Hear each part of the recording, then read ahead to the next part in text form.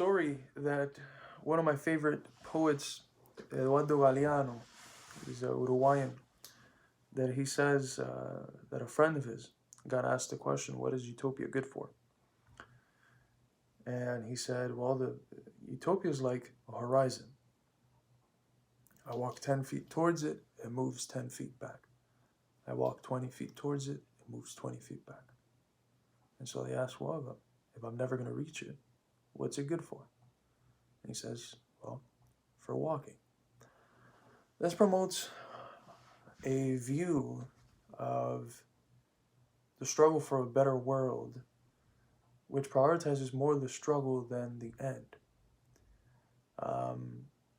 And I think this is an ambiguous position, right?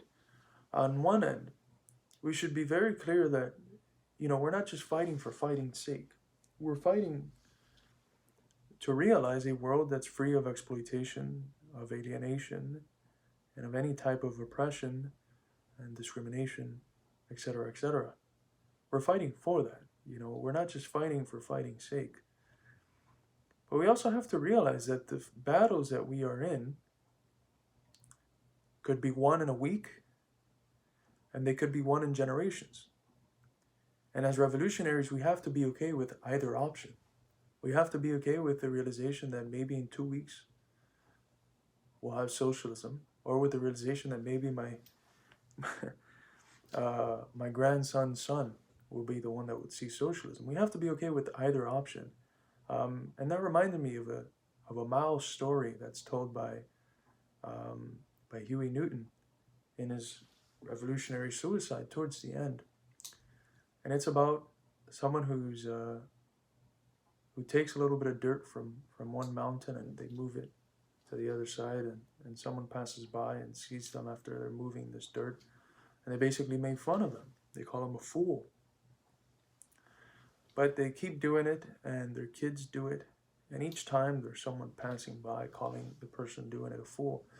And eventually, a couple generations later, they look up and they moved 2 mountains.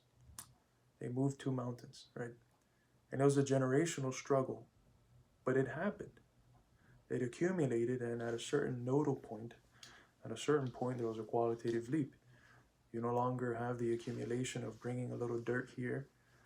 From there, you have now the mountain is somewhere else.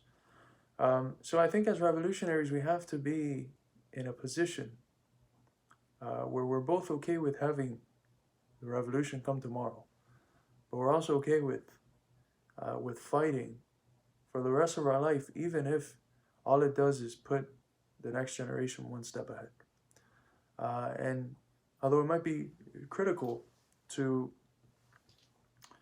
although we might be critical of Galeano's poem, because it might promote this enjoy the struggle for its own sake sort of mentality, we also have to realize that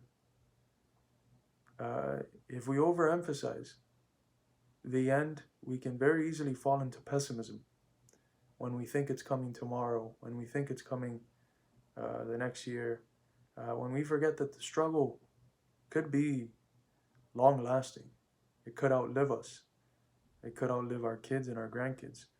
So we have to be, as revolutionaries, okay with either outcome, and give it our best effort, and be tactical, and do the sort of maneuvers and things we have to do to get there, but be okay with either outcome.